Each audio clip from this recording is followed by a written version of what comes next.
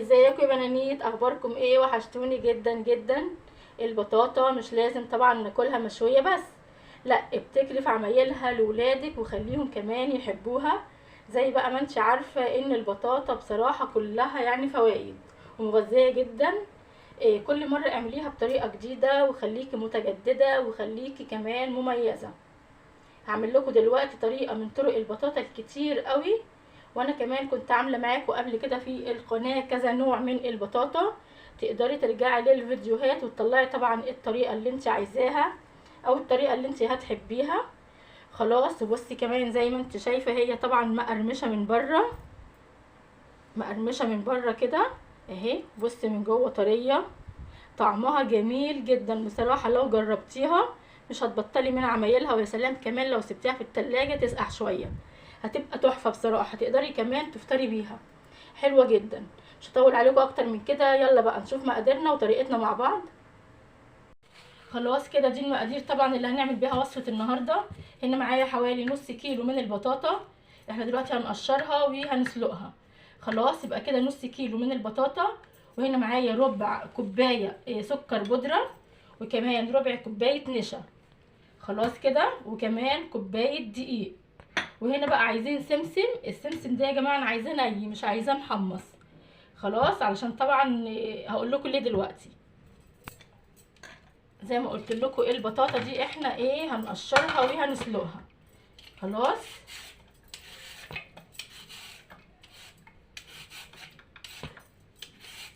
انا هقشرها طبعا، بس وانا بقشرها كده هسرع لكم الفيديو علشان ما اطولش عليكم.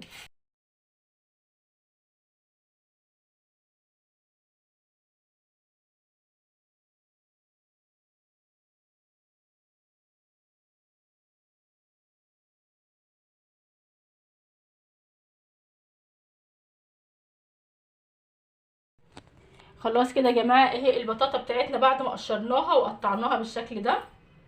خلاص هاخدها طبعا دلوقتي في شويه ميه.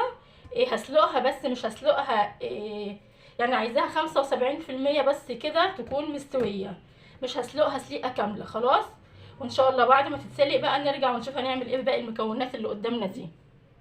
خلاص كده بعد ما البطاطا بتاعتنا اتسلقت، ما سلقتهاش طبعا سوا كامل زي ما قلتلك، وكمان هرستها بالشوكه بالشكل ده اهو. هتتهرس معاكي بمنتهى السهوله. خلاص كده يا جماعه نبدا بقى ننزل بالسكر.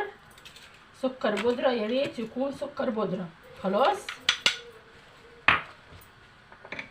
ودي الدقيق، كوبايه دقيق،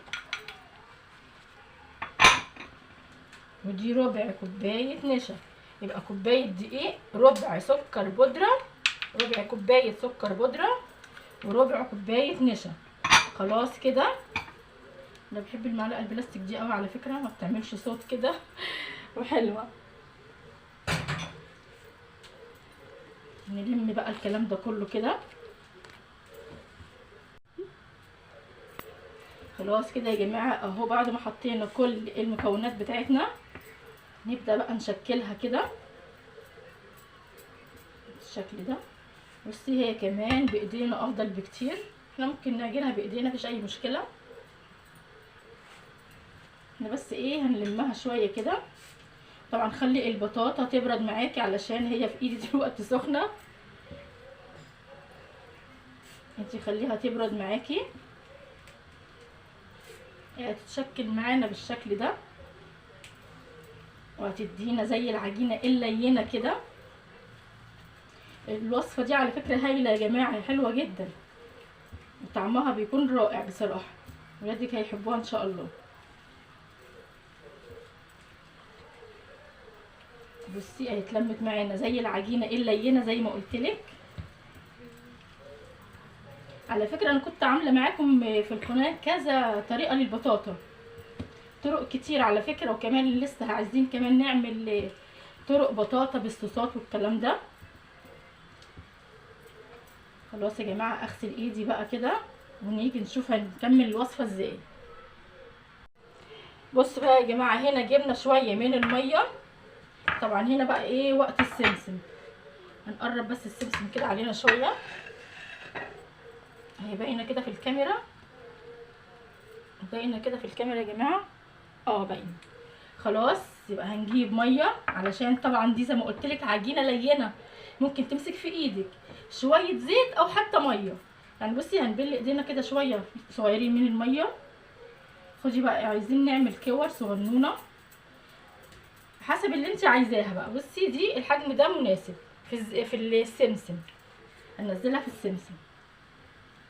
نعمل كمان واحده تانية بالشكل ده، وعلى السمسم اهم حاجه كل بين واحده وواحده تحطي ميه علشان ما تلزقش معاكي اهي زي ما انت شايفه كده. عايزه تكبري كبري، عايزه كمان تحشيها من جوه اي نوع جبنه انت تحبيه ممكن برضو. يعني انت خدي الفكره وابتكري فيها زي ما انت عايزه، بس اهم حاجه يعني ايه، ليها مقادير معينه. يعني مثلا موضوع الجبنه ده مش هيفرق كتير في الوصفه، يعني اذا امكن عندك حطي، ما امكنش خلاص. خلاص يا جماعه عشان ما اطولش عليكم، انا طبعا كله ده همرره دلوقتي في السمسم وهحطه هنا في الطبق، وبعد ما اخلصه بقى نرجع ونشوف هنعمل فيه ايه.